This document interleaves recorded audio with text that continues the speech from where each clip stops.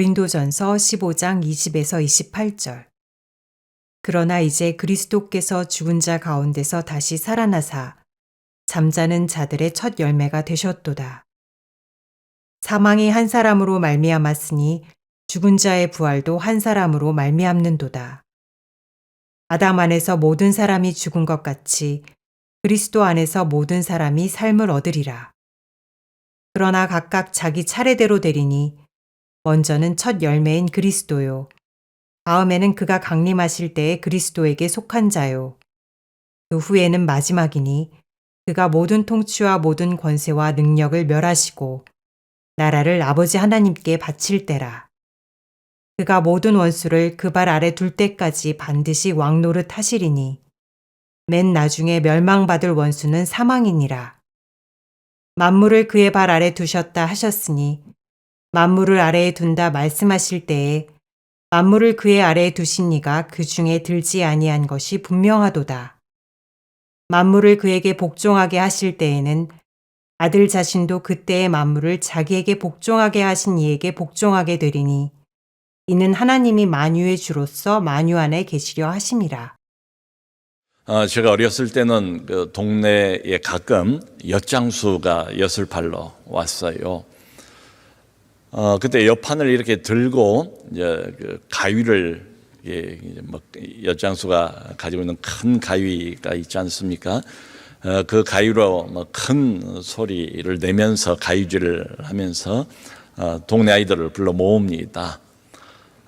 그리고는 오면 아이들에게 조금씩 그 엿을 이렇게 나눠줘요. 맛배기를 미리 주는 겁니다. 그러면 그걸 먹고 아직도 엿판에 엿이 가득한 걸 애들이 보잖아요. 그럼 집으로 가서 이제 온갖 양은 냄비부터 시작을 해서 쓸만한 거, 못 쓸만한 거, 죄다 굴러다니는 건 다 이렇게 가지고 와서 엿 바꿔 먹던 그런 기억이 나요. 애들이 그 엿 맛을 보고 집에 가서 열심히 눈을 번득이면서 집안 구석을 엄마 몰래 뒤지고 찾고 이랬던 이유는 딱 하나밖에 없습니다. 아직도 그 엿장수 엿판에 엿이 가득 남아있다는 것을 본 거지요. 여러분, 비유를 하자면 예수 그리스도의 부활이 이거하고 비슷한 점이 있어요. 부활은 여기 말하고 있는 것처럼 첫 열매래요. 첫 열매. 그러니까 이건 하나의 보증입니다. 많은 사람들의 부활 열매에 대한 보증, 일종의 맛배기예요. 그러니까 예수께서 부활하셨는데 그걸 첫 열매라고 부르는 것은 수많은 열매들이 엿판에 엿이 가득 아직 남아있는 것처럼 남아있다. 그 보증이에요. 그러니까 모든 성도들도 결국은 이 부활에 동참하게 될 것이라는 보증이기도 합니다. 자, 그러므로 예수께서 이제 부활하셨다는 것은 예수님이 그저 보통 사람이 아니었구나, 단순한 인간이 아니었구나, 그 이상이구나, 하나님의 아들이시구나, 아니 하나님 자신이구나, 예수님의 어떤 신성을 나타내 보이는 그런 차원만 있는 게 절대로 아니다. 개인적인 차원에 머무르는 게 아니다. 이 말이죠. 예수께서는 부활하셨습니다. 성경이 그것을 첫 열매라고 부르고 있어요. 자, 그런데 우선 이걸 한번 이제 생각해 보기를 원해요. 2000년 전에 예수께서 부활을 하셨잖아요. 장구 한 2000년이라는 무수한 세월이 흐르지 않았습니까? 그러면 첫 열매로 부활하신 예수님, 자, 좀 우스운 질문일지 모르겠지만 그 첫 열매, 부활의 그 첫 열매 현재 상태는 어떨까요? 여러분들은 어떻게 생각하세요? 첫 열매 2000년 전 지금의 상태는 어떨까? 수많은 세월이 지났으니까 어때요? 그 열매가 시들어 버렸을까요? 그 열매가 오랜 세월에 그냥 땅에 떨어지고 말았을까요? 그 열매가 시간이 많이 지나서 그냥 비틀어져 버리고 말았을까요? 말라 비틀어져 버리고 그 열매가 그냥 죽어버렸을까요? 그런 게 전혀 아니지요. 비록 세월은 지났지만 우리 하나님은 천년이 하루 같고 하루가 천년 같다고 하지 않습니까? 그러니까 2000년 전에 부활하신 주님 첫 열매, 지금도 똑같다. 그 상태가 동일하다. 왜 이 말씀을 드리는가 하면 예수께서 부활하시고 살아나신 뒤에 지금도 첫 열매로 그때와 방불하게 동일하게 같은 영성과 같은 상태와 같은 권한과 같은 능력을 가지고 계신다면 소위 현재적인 부활을 생각해 봐야 된다. 첫 열매이신 예수 그리스도의 2000년 전에 부활했습니다. 할렐루야. 예수께서 사망 권세 이기시고 부활하셨습니다. 진실로 부활하셨습니다. 아멘. 우리는 이제 부활주일마다 이제 그렇게 인사를 하잖아요. 뭐 그것도 좋지만 그 부활, 2000년의 부활, 그걸로 끝나는 게 아니라 이 말이지요. 현재적인 부활을 반드시 생각을 해봐야 합니다. 무슨 말씀이냐면 우리한테 이런 질문을 적용적으로 늘 수시로 던져볼 필요가 있어요. 부활하신 첫 열매신 예수께서는 그때와 조금도 다르지 않게 지금도 권위와 능력과 영광을 가지고 우리 안에서 역사하고 계시다면, 현재적인 부활을 우리가 생각한다면 이 질문을 우리 스스로에게 던져보는 게 마땅해요. 그렇다면 나는 그 예수님의 생명과 부활하신 예수님의 생명과 능력을 현재적으로 지금 오늘 얼마나 나는 경험하고 있는가, 이게 질문입니다. 여기 21절 22절을 보면 바울이 이런 이야기를 해요. 한 사람을 이야기합니다. 사망이 한 사람으로 인해서 인류에게 임하게 됐대요. 이 지구 안으로 사망이 들어왔대요. 한 사람 때문에. 그런 것처럼 한 사람 때문에 부활이 우리에게 왔다는 거예요.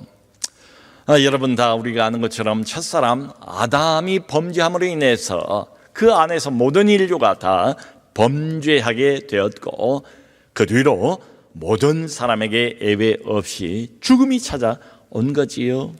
이것과 마찬가지로 바울의 설명이 지금 그렇게 진행이 됩니다. 이것과 마찬가지로 두 번째 아담인 예수께서 순종하시고 죽으시고 우리 모두는 다 예수 안에서 새로운 생명을 얻는다, 부활한다. 이렇게 지금 아담과 예수님을 연결해서 부활을 설명을 하고 있습니다. 그러니까 한 사람은 사망을 대표하고 한 사람은 생명을 대표해요. 아담과 예수님은 사망과 생명을 각각 나타내고 대표하는 인류의 두 머리다, 이런 뜻이에요. 인류의 두 머리, 하나는 아담, 하나는 둘째 아담이라고 불리우는 예수님. 여러분, 이것을 로마서에도 이런 비슷한 말이 나와요. 흔히 대표의 원리 아니면 연합의 원리, 이렇게 불러요. 아담이 우리를 대표하고 아담과 우리가 연합되어서 모든 사람이 다 죄를 지은 셈이 돼서 죽음이 온 것처럼 그리스도와 우리가 연합이 되고 그리스도가 우리를 믿는 자를 대표해서 결국 부활이 우리에게 가능해지는 것이다. 뭐 이런 이야기입니다. 성도 여러분, 실제로 창세기를 보면 하나님께서 이 세상을 창조할 때 또 인간을 맨 마지막에 창조하지 않았습니까? 하나님 창조의 클라이막스 인간이에요. 처음에 인간을 만드셨을 때 하나님의 창조 계획 안에는 죽음이 있었습니까? 없었습니까? 사망이 원래 하나님의 인간 창조의 청사진 안에는 없어요.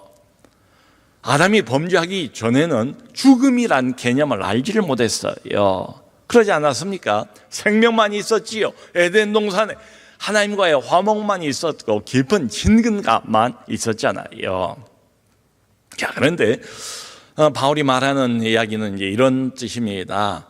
그러니까 범죄하기 전에 아담이 죽음을 알았습니까? 몰랐습니까? 몰랐지요. 죽음이란 개념도 없었고 죽음을 경험해보지도 못했어요. 자, 그런데 하나님께서 아담에게 분명히 말씀을 해주셨어요. 동산 중앙에 있는 나무의 실과는 먹지 마라. 먹으면 너는 반드시 죽으리라. 근데 그 말이 무슨 뜻인지, 죽는다고 그랬는데 죽음이 뭔지, 사망이 뭔지 아담이 개념이 없어요. 사망이 뭔지를 몰랐고 죽음을 경험은 안 해봤지만 어때요? 결국 결론은 어떻게 됩니까? 선악과를 따먹고 불순종했더니 하나님의 말씀대로, 이게 중요합니다. 하나님의 말씀대로, 하나님의 약속대로 결국은 죽음을 경험하게 되었다. 죽음이 오고야 말았다는 거지요. 자, 이와 똑같은 논리로, 똑같은 이론을 가지고 여러분, 우리가 부활을 경험했습니까? 아무도 우리 안에 부활을 미리 경험한 사람은 없어요. 그러니까 부활을 우리가 경험 못 해봤어요. 경험을 못 해봤지만 하나님의 말씀이 있지 않습니까? 첫 열매고 수많은 열매들, 그리스도 안에 달라붙을 수많은 열매들, 장차 주 안에서 새로운 생명을 얻게 될 것이다. 부활하게 될 것이다. 우리가 비록 부활을 아직 경험은 못 해봤지만 중요한 것은 뭡니까? 하나님 말씀대로, 하나님 약속대로 부활도 반드시 이루어질 것이다. 이런 이야기를 바울이 하는 거예요. 자, 근데 궁금한 점은 그러면 도대체 언제 부활이 이루어질 것인가? 실제로 거기에 대해서 여기 23절을 보면 이렇게 말합니다. 바울이 각각 자기 차례대로 되리니. 참 재미있는 표현 아닙니까? 여러분, 부활에 관해서 아주 자세하게 구체적으로 말하고 있잖아요. 부활이 이루어지는데 거기에 순서가 있대요. 질서가 있대요. 각각 자기의 차례대로 되리니. 자, 그러니까 부활의 순서를 한번 이렇게 살펴보면 맨 처음 부활은 예수 그리스도, 첫 열매, 예수님이 부활을 하셨어요. 그 이미 이루어졌지요. 오래전에. 그 다음은 뭔가 하면 바울이 이렇게 말해요. 그 다음은 그리스도에게 속한 자들이 부활한대요. 그리스도에게 속한 자들이 언제 부활하는가? 예수께서 강림하실 때에. 여기 나와 있는 강림은 바로 재림입니다. 파루시아라고 헬라어로 되어 있는 그건 바로 우리가 알고 있는 그거예요. 예수님의 두 번째 오심, 세컨드 커밍, 예수님의 재림. 그러니까 성도들 중에 미리 그 예수를 믿다가 먼저 잠이 든 성도들이 먼저 무덤을 깨뜨리고 일어나고 살아남아 있는 자들도, 우리도 공중으로 끌어올려져서 영광 가운데서 모두가 다 부활하게 될 것을 데살로니가서에서는 더 구체적으로 말하고 있지 않습니까? 지금 그 이야기입니다. 먼저 첫 열매이신 예수께서 부활하시고 그 다음에는 그리스도에게 속한 자들인 우리가 부활한다. 여러분, 거듭난 신자들, 여기 앉아있는 우리 성도님들은 언제 부활을 경험하게 되는가 하면 그리스도께서 재림하실 때라고 분명하게 그 시기를 말하고 있어요. 그러니까 중요한 것은 그리스도에게 속하지 않은 자들 얼마나 많아요. 예수님과 상관없는 자들, 예수를 믿지도 않고 알려고 하지도 않고 불신하고 있는 이런 사람들은 부활하고 상관없어요. 그들도 부활은 합니다. 성경을 보면. 근데 생명의 부활은 아니에요. 심판의 부활일 뿐이에요. 자, 그리고 또 이어서 이렇게 말합니다. 여기 24절을 보면 그 후에는, 지금 이제 순서대로 말하는 거예요. 첫 번째는 첫 열매이신 그리스도가 부활하고 그 다음에는 그리스도에게 속한 자들인 우리 성도들, 하나님의 자녀들, 하나님의 백성들이 부활하고, 그리고 24절에는 그 후에는 마지막이라. 그 후에는 마지막이라. 여러분, 이 마지막이라는 것은 흔히 말하는 종말을 말합니다. 세상의 종말. 그 후에는 완전한 세상의 종말이 온대요. 완전한 세상의 종말이 우리에게 온답니다. 그런데 참 흥미로운 것은 이 완전한 세상의 종말이 오기 전에 신자의 부활이 있어요. 여러분, 종말이라 그러면 어떤 느낌이 듭니까? 종말이란 단어가 우리에게 갖다 주는 뉘앙스는 뭐예요? 밝은 겁니까? 희망적인 겁니까? 편안한 겁니까? 그게 아니죠. 종말이라는 단어가 우리에게 풍기는, 가져다 주는 느낌은 부정적이잖아요. 어둡잖아요. 종말, 마지막. 그러면 되게 두렵지 않습니까? 공포스럽지 않습니까?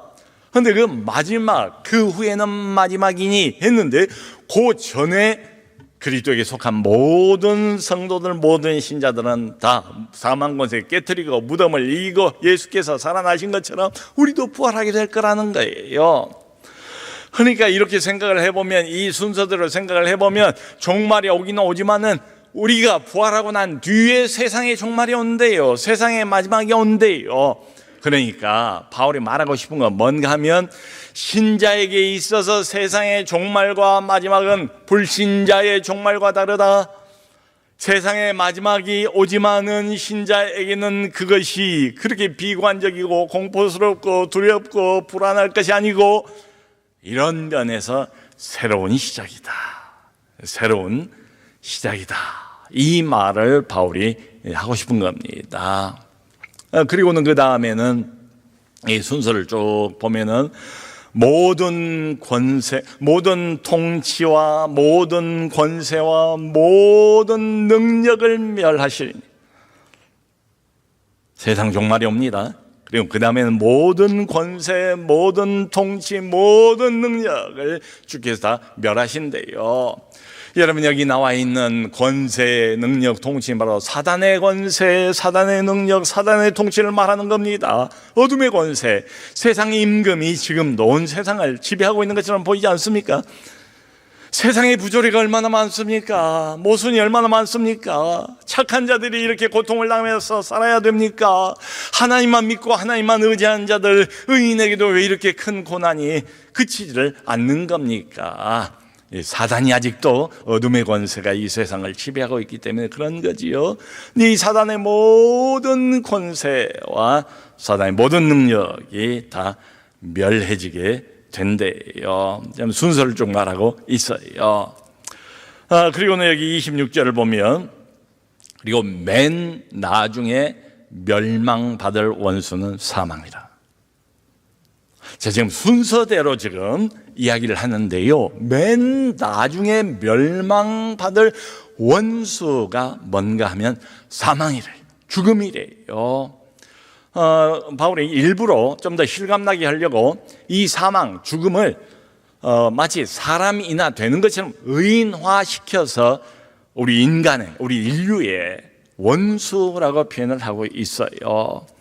여러분, 죽음은 그야말로 누구나 지금도 마찬가지입니다. 참 무시무시한 원수, 무시무시한 폭군이에요.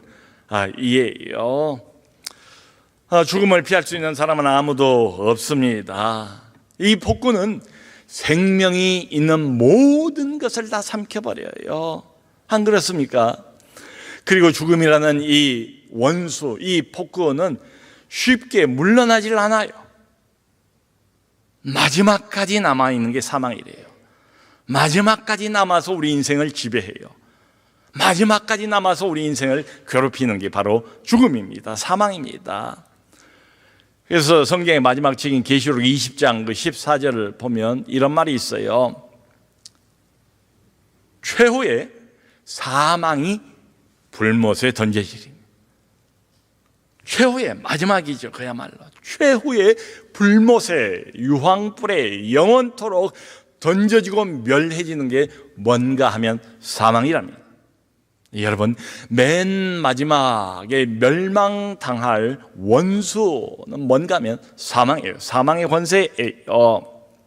마지막에는 이 사망의 권세가 완전히 무력화가 되어버립니다. 그리고 더 이상 사망의 고통에 우리가 매이지 않아요. 거기서 풀려나게 된대요.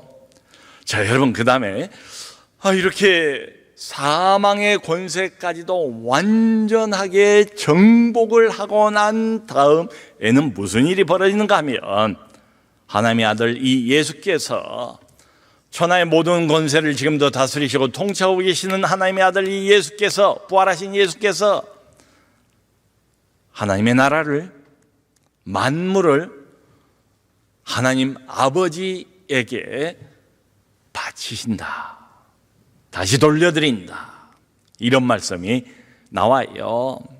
자, 그러니까 예수께서 부활하시고 난 뒤에 재림하실 때까지 이런 일들을 계속 수행한다는 거예요. 주님께서 지금도 가만히 있는 게 아니고 계속해서 구원 역사의 완성 지점을 향해서 이런 사역을 지금도 하고 계시다는 겁니다. 그러니까 세상에 흩어져 버린 혼란스러운 어두운 세상의 질서를 바로잡는 일을 합니다. 그리고 어느 땐가는 예수께서 자신의 사역을 마감하는 날이 온대요. 그러면은 모든 세상 만물, 이제 만물을 회복을 했잖아요. 자신의 사명 완수를 다 했잖아요. 그런 다음에는 만물을 원래의 주인, 만유의 주 되신 하나님께 양도를 하는 일이 있을 거래요. 그리고는 성자의 중보 사역은 마감이 됩니다. 바울이 설명해 그래요. 성자의 중보 사역은 거기까지. 그리고 그 이후로는 하나님 아버지께서 직접 통치를 하시기 된다는 거예요. 하나님이 직접 통치를 하신대요. 여러분, 간략한 요약이긴 하지만 이것이 장엄한 구원 역사, 장구한 구원 역사의 과정이에요. 본격적으로 부활하신 그리스도 이후로 일어나는 일들이에요. 첫 열매가 나타나고 그리스도에게 속한 자들이 그리스도가 재림하실 그때 무덤을 깨뜨리고 부활하게 되고, 그리고는 모든 통치와 모든 사단의 권세와 모든 능력이 멸해지고, 그리고 맨 마지막에 멸망당할 원수는 사망이라. 세상의 질서를 바로잡고 사단의 권세를 무력화시키고 사망 권세까지 짓밟은 다음에 예수께서 나라를 하나님 아버지 손에 다시 양도를 하고, 거기까지가 성자의 하나님의 아들의 중보 사역의 마감 지점이에요. 그 이후로는 하나님 아버지께서 직접 온 세상을 통치하시게 된다. 이게 간략한 장구한 세월에 걸쳐 흐르고 있는 구원 역사의 요약입니다. 자, 그런데 우리가 이 밤에 꼭 좀 주목할 필요가 있는 게 뭔가 하면 25절 25절 같이 한번 읽어볼까요? 25절 시작. 그가 모든 원수를 그 발 아래에 둘 때까지 반드시 왕 노릇 하시리. 여러분, 이 말씀에 좀 주목할 필요가 있습니다. 여기 좀 머물러야 돼요. 이 말이 무슨 말일까요? 바울이 장구한 구원 역사의 어떤 과정, 순서를 말하면서 왜 중간에 이 말을 넣었을까요? 그가 부활하신 예수예요. 그냥 예수가 아니에요. 육신 입고 있는 예수가 아니에요. 부활하신 예수가 모든 원수를 그 발 아래에 둘 때까지 반드시 왕 노릇 하시니. 성도 여러분, 예수님께서 언제 부활하셨습니까? 2000년 전이에요. 200년 전만 해도 얼마나 멀고 먼 세월처럼 느껴집니까? 우리는 경험을 못 해봤잖아요. 역사 교과서에서나 읽을 뿐이지 않습니까? 근데 그것도 10배, 2000년 전 부활했어요. 오신다고 해요. 기다리고 있어요. 근데 아직 안 오셨어요. 아직 재림, 세컨드 카밍 오시지 않았어요. 그리고 언제 오실지도 몰라요. 여러분, 지금 이 세상에는 무엇이 벌어지고 있습니까? 우리는 날이면 날마다 뉴스를 통해서 무엇을 봅니까? 여전히 세상에는 악이 가득하고 세상에는 죄가 가득하고 마치 원수 마귀가 여전히 이 세상을 통치하고 있는 것처럼 보이지 않습니까? 그래서 많은 사람들이 실망하지 않습니까? 절망하지 않습니까? 여러분, 우리 한국의 정치판을 보세요. 벌써 3년이나 되어가는 러시아와 우크라이나 간의 전쟁을 보세요. 참 많은 젊은이들이 이런저런 이유로 저기서 허망하게 죽어가는 현실 아닙니까? 이 세상이 얼마나 부조리합니까? 얼마나 모순으로 가득 차 있습니까? 선하게 살기를 원하는 사람들이, 믿음으로 살기를 원하는 사람들이 왜 그렇게 핍박을 당하면서 어렵고 고난 가운데 살아야만 됩니까? 그러니까 예수님의 부활과 재림 사이에 살고 있는 우리에게는 심각하게 이런 질문이 나올 수밖에 없지요. 예수님 부활과 재림 사이에 부활하신 예수님은 과연 어디 계시는가? 부활하신 예수님은 지금 어디서 무엇을 하고 계시는가? 이 질문입니다. 세상 돌아가는 것을 그저 구경만 하면서 그렇게 계시는가? 방관하면서 팔짱만 끼고 그렇게 계시는가? 바울은 아주 강력하게 대답을 합니다. 아니라. 그가 모든 원수를 발 아래에 둘 때까지 반드시 왕노릇 하시니. 이 반드시란 단어는 굉장한 강한 단어예요. 틀림없이, 절대적으로, 수호도 의심 없이 부활과 재림 사이 지금 이 순간입니다. 예수님의 재림은 아직 이루어지지 않았지만 지금 이 순간 부활하신 그리스도는 무엇을 하고 계신가 하면 반드시 왕노릇 하시는 현재형이에요. 부활하신 예수는 뭐 하시는가? 온 세상을 지금 통치하신대요. 부활하신 예수는 뭘 하시는가? 온 세상 일들의 간섭을 하신대요. 그리고 부활하신 예수는 그 일들을 주도적으로 이끌어가고 계시대요. 그게 바울의 대답입니다. 그러니까 부활하신 예수님은 단순히 이 세상 돌아간 것에 대해서 방관자가 아니라는 거예요. 주님이 이 기왕에 그런 말씀하지 않았습니까? 아버지께서 일하신 나도 일하신다. 부활하신 예수는 저 멀리 공중에 저 구름 위에 떠서 유유자적하면서 이 땅에 자신의 백성들은 어떻게 살든지 무슨 고난을 당하든지 교회 안에 무슨 일이 벌어진지 상관없이 그렇게 사는 게 아니다. 부활하신 예수는 지금도 이 순간 실시간으로 온 세상에, 온 나라에, 온 역사에 개입하신다. 부활하신 예수는 자신의 교회에 개입하고 계시다. 부활하신 예수는 각 가정 성도의 가정에 개입하고 계시다. 그리고 부활하신 예수는 각 사람 하나님의 백성들 부활하신 예수를 믿고 의지하며 세상을 살아가는 모든 사람들 각 개인의 삶 속에 실시간으로 개입하고 계시다. 이 말씀이에요. 부활하신 예수는 그저 주일날만 일하시는 게 아니다. 주일날 교회만 계시는 게 아니다. 부활하신 예수는 언제나 어디서나 일하고 계시고 우리와 함께하고 계시고 장엄하고 장구한 구원 역사를 마무리하고 완성하기 위해서 하나님의 아들 부활하신 예수는 온 세상에 흩어져 버린 이 질서와 온 세상의 악과 어둠을 멸하기 위해서 지금도 일하고 계시다. 아멘, 아멘, 아멘. 여러분, 예수 그리스도 부활하셨습니다. 부활하신 예수는 멀리 계시지 않습니다. 지금 여기 있습니다. 현재적인 부활입니다. 내가 홀로 놓여 있지 않습니다. 부활하신 예수가 나와 함께 계신 줄로 믿습니다. 부활하신 그리스도가 지금도 통치하십니다. 그리고 나를 위해서, 성도를 위해서 일하고 계십니다. 그걸 믿어야 됩니다. 이걸 믿는 믿음으로 전진해 가던 우리 모두가 될 수 있기를 주님의 이름으로 축원합니다.